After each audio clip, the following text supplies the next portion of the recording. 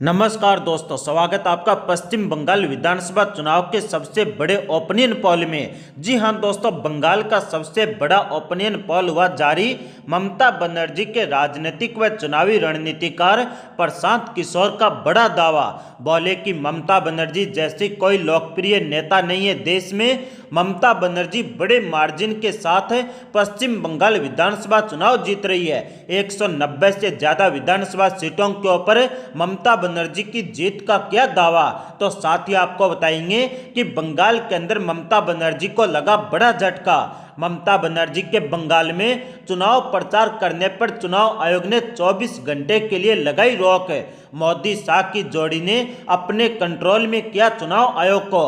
तो साथ ही आपको बताएंगे कि चुनाव आयोग के खिलाफ हुंकार भरी ममता बनर्जी ने चुनाव प्रचार के 24 घंटे के प्रतिबंध के फैसले को मुख्यमंत्री ममता बनर्जी ने बताया असंवैधानिक और अलोकतांत्रिक। आज कोलकाता के अंदर मुख्यमंत्री ममता बनर्जी चुनाव आयोग के खिलाफ करेगी धरना प्रदर्शन। जी हां दोस्तों, चलिए आपको बताते हैं पश्चिम बंगाल विधानसभा चुनाव के सबसे बड़े ओपिनियन पोल में। जी हां दोस्तों, आपको बता दें कि पश्चिम बंगाल में तृणमूल कांग्रेस पार्टी के विधानसभा चुनाव के रणनीतिकार प्रशांत किशोर ने बड़ा दावा किया है। उन्होंने कहा है कि ममता बनर्जी बड़े मार्जिन से पश्चिम बंगाल विधानसभा चुनाव में जीत हासिल करने वाली है। उन्होंने मीडिया से खास बातचीत में कहा कि बंगाल में एंटी इनकम्बेंसी कुछ स्थानों पर है। यह तृणमूल कांग्रेस पार्टी के लोकल लीडर्स के खिलाफ है। यह तृणमूल कांग्रेस पार्टी और मुख्यमंत्री ममता बनर्जी के खिलाफ नहीं है। उन्होंने कहा कि हमारा फॉर्मूला है कि 45% से ज्यादा वोट प्राप्त करें। उन्होंने कहा कि तृणमूल कांग्रेस पार्टी के पक्ष में महिलाएं बड़ी संख्या में हैं और इसी कारण ममता बनर्जी लगातार तीसरी बार सत्ता के अंदर काबिज होने जा रही है। प्रशांत किशोर ने कहा कि भारतीय जनता पार्टी ताकतवर है, इससे मैं इनकार नहीं करता हूं। मैं किसी को कम करके नहीं आंकता हूं। मेरे लिए अपोजिशन होता है। वो कहते हैं कि चाहे वो कितना ही ताकतवर अपोजिशन हो, मैं बिल्कुल सही आकलन करूंगा। आपको बता दें दोस्तों कि प्रशांत किशोर ने भारतीय जनता पार्टी की ताकत के बारे में बताया। उन्होंने कहा कि मोदी जी की पॉपुलैरिटी एक फैक्टर है, यहाँ पर ध्रुवीकरण भी एक फैक्टर है और दलित समाज के लोगों का एक बड़ा वर्ग भारतीय जनता पार्टी को सपोर्ट कर रहा है और साथ ही हिंदी भाषी लोगों के ऊपर भारतीय जनता पार्टी की कड़ी पकड़ है। आपको बता दें दोस्तों कि प्रशांत किशोर ने दावा किया कि पश्चिम बंगाल के अंदर भारतीय जनता पार्टी 100 से ज्यादा विधानसभा सीटें नहीं जीत सकती।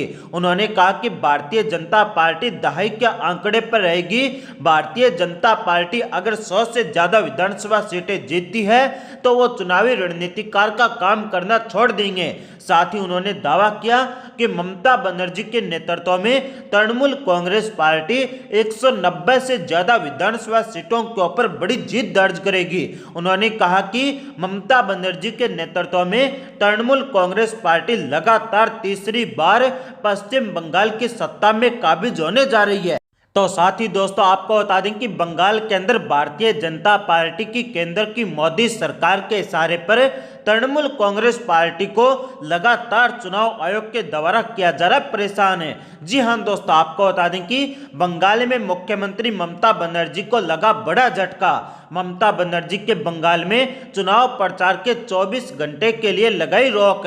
मोदी शाह की जोड़ी ने चुनाव आयोग के ऊपर पूर्ण रूप से किया कंट्रोल है। जी हां दोस्तों, आपको बता दें कि चुनाव आयोग ने सख्त कदम उठाते हुए मुख्यमंत्री ममता बनर्जी के पश्चिम बंगाल विधानसभा चुनाव में 24 घंटे तक प्रचार करने पर रोक लगा दी है। चुनावी आचार संहिता का उल्लंघन करने पर पश्चिम बंगाल की मुख्यमंत्री और तृणमूल कांग्रेस पार्टी की प्रमुख ममता बनर्जी के खिलाफ यह कार्रवाई की गई है। बंगाल की मुख्यमंत्री ममता बनर्जी पर मुस्लिम वोटों और कथित तौर पर लोगों को केंद्रीय सुरक्षा बलों के खिलाफ विद्रोह करने के लिए उकसाने संबंधी कमेंट करने का आरोप है। उन्हें चुनाव आयोग की ओर से पिछले 2 सप्ताह के अंदर 2 नोटिस जारी किए गए हैं। तो वहीं पर ममता बनर्जी ने चुनाव आयोग के इस फैसले को असंवैधानिक और अलोकतांत्रिक करार दिया है और उन्होंने कहा है कि आज यानी मंगलवार को दोपहर 12 बजे कोलकाता के गांधी मूर्ति के पास ममता बनर्जी धरने पर बैठेगी, चुनाव आयोग के खिलाफ है।